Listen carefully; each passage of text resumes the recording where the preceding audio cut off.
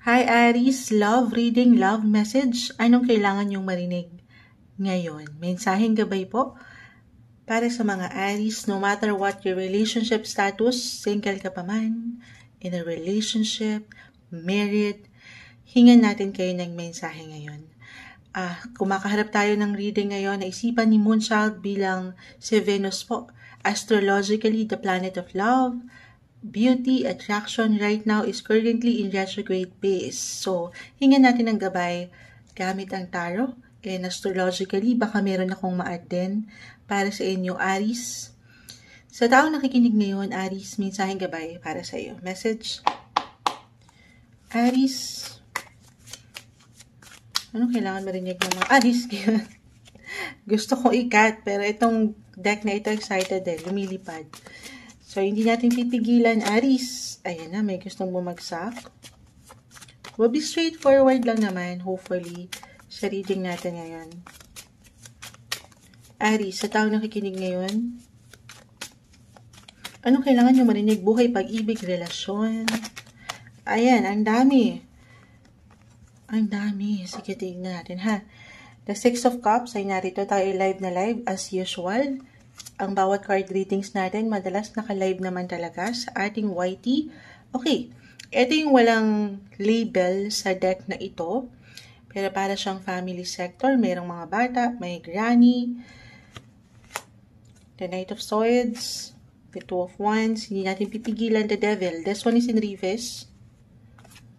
The Queen of Swords, Ten of Pentacles, Ace of Wands, Two of Swords, and the Four of Wands. So, ang dami, no? Kukunin lang natin yung pinaka nag-highlight or nakikita ko nagbibigay din dito.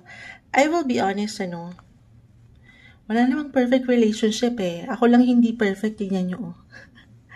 Napaka-imbalance ni Moonchild, patawarin. Hindi ko maipantay sa ating camera, pero ayan. Unahin ko na, the Devil. This one is in reverse.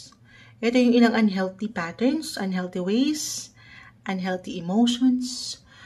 Kung ang ilan sa inyo ay dumaraan sa ilang pagsubok ngayon sa relasyon, merong ilang, demonyo na ayaw natin.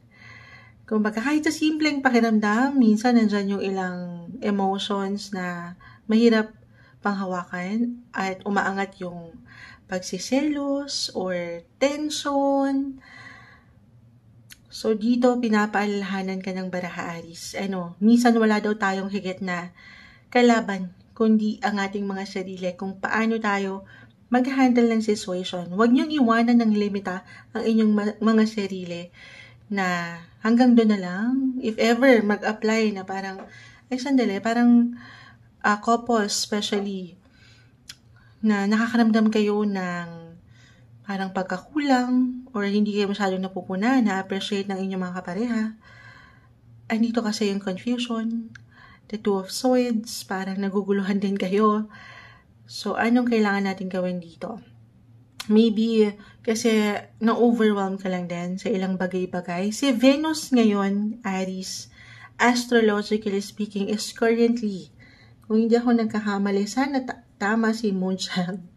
Venus right now is in your sign. Still, currently in your sign, Aries. So, this is about you. Your identity, yung ikaw mismo. Tanungin mo ang sarili. Gusto mo ba yung sarili mo? Kasi dyan pumapasok minsan yung ilang insecurities na aking na-mention.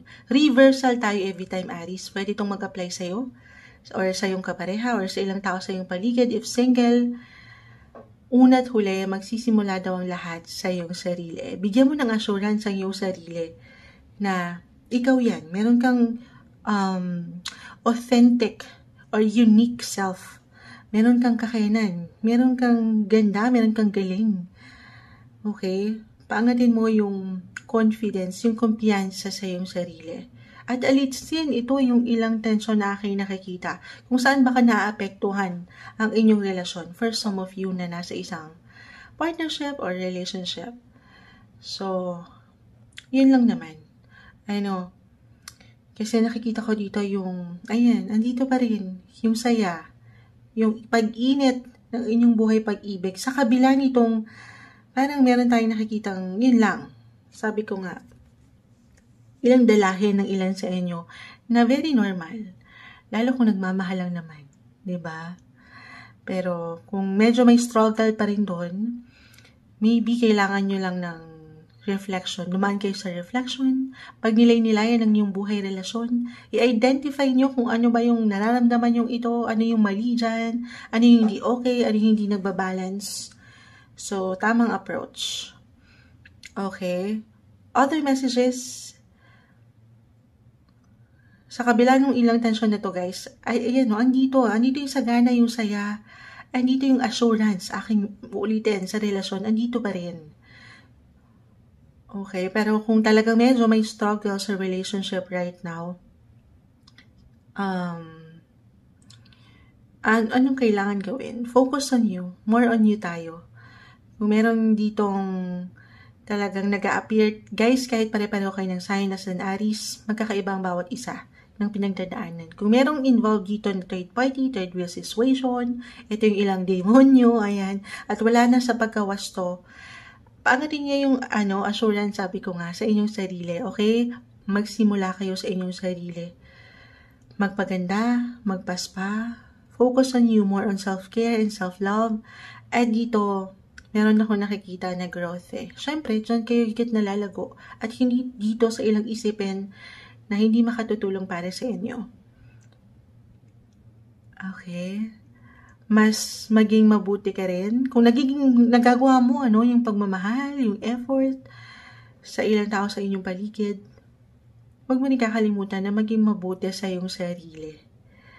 Okay, be gentle with yourself, Aries. Ito yung umaangat na messages. Love message para sa inyo. Mensaheng gabay lamang po.